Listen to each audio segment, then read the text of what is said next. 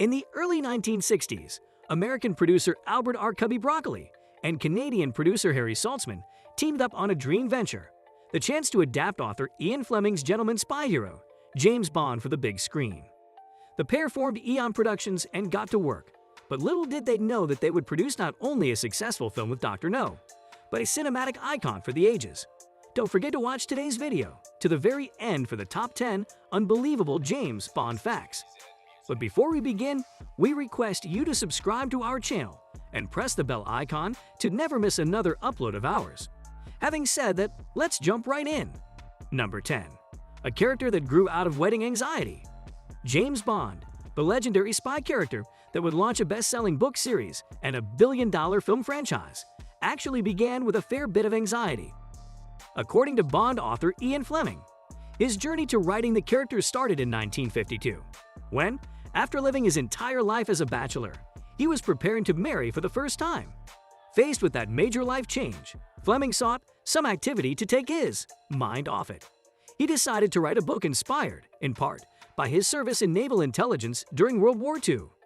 The result was the first Bond novel, Casino Royale, published in 1953. Number 9. A name ode to an ornithologist.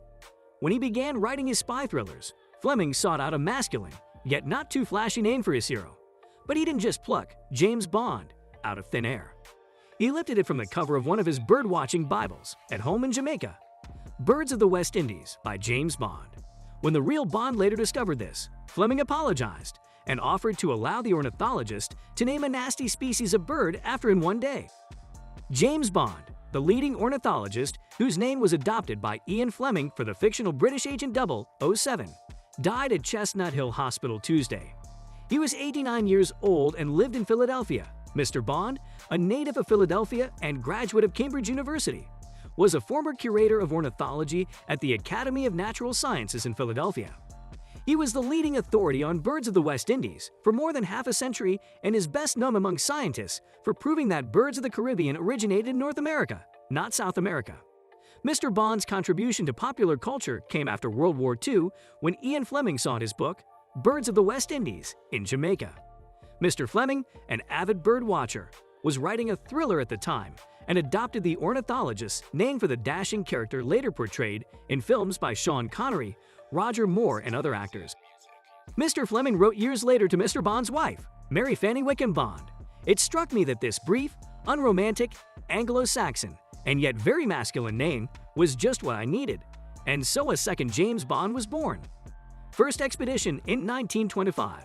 In return, he wrote, "I can only offer you or James Bond unlimited use of the name Ian Fleming for any purposes you may think fit. Perhaps one day your husband will discover a particularly horrible species of bird which he would like to christen in an insulting fashion by calling it Ian Fleming." Mr. Fleming died in 1964. Mr. Bond made his first scientific expedition in 1925 when he traveled up the Amazon River. He visited more than 100 Caribbean islands, collected 294 of the 300 bird species living there, and wrote more than 100 books and scientific papers on Caribbean birds. Number 8. Thunderball almost became the first James Bond movie. In the late 1950s, before Harry Saltzman and Cubby Broccoli came calling, Ian Fleming set out to try and make a Bond film of his own, with the help of producer Kevin McClory and writer Jack Whittingham. Together, the three men hammered out a treatment about a nuclear weapons heist that they named Thunderball. When the film project fell through, Fleming went back home to Jamaica and decided the idea would do just fine as the plot for the next Bond novel. He wrote Thunderball without giving any credit to McClory or Whittingham and published it in 1961. McClory's legal claim to the story would haunt Bond's eventual film producers for decades. Number 7. Albert Cubby Broccoli blew his first shot to make a Bond movie. Today, producer Albert R. Cubby Broccoli's name is synonymous with the James Bond film series, and it's hard to imagine a world in which his family isn't involved with the franchise. But Broccoli actually, through no fault of his own, blew his shot at getting the rights to 007 the first time around.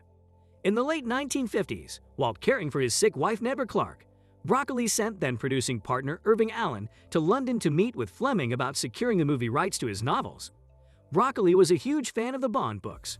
Allen, not so much.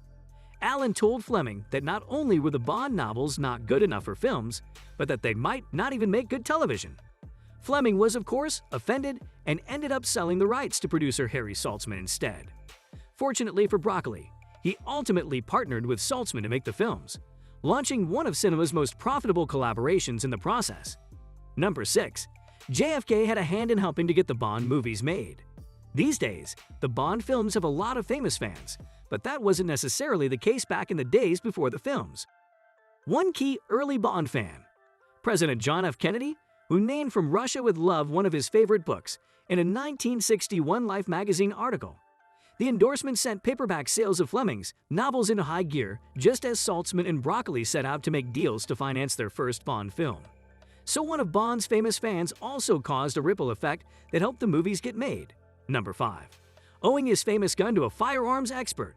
In Fleming's early novels, Bond carries a .25 caliber Beretta pistol, a very portable gun that drew objections from firearms expert Jeffrey Boothroyd, who took it upon himself to write to Fleming and dismiss the Beretta as a lady's gun. Fleming took Boothroyd's suggestion and gave Bond the Walther PPK, now the character's signature gun. Instead, there's an homage to this change in Dr. No, when an MI6 armorer named Boothroyd, played by Peter Burton, trades Bond's Beretta for the PPK. Number 4. Ian Fleming didn't want Sean Connery as Bond. When it came time to cast the first big-screen Bond, Broccoli and Saltzman looked at hundreds of actors for the role and ended up backing little-known Scottish actor Sean Connery for the part. Fleming, who had very clear ideas about his personal vision for Bond, wasn't sold, thinking Connery seemed too rough and was more stuntman than charismatic gentleman spy. Eventually, Fleming came around, not least because female friends of his were all too ready to tell him just how attractive the new star was. Number 3. Lois Maxwell Hand picked her role as Miss Moneypenny. Lois Maxwell co-starred in 14 James Bond films over a period of more than 20 years as Miss Moneypenny, M's trusted secretary who flirted her way through 3 different Bond stars. The role that would make Maxwell famous was actually one she chose herself. During casting for Dr. No, Maxwell was offered one of 2 roles, Miss Moneypenny or Bond's love interest early in the film, Sylvia Trench.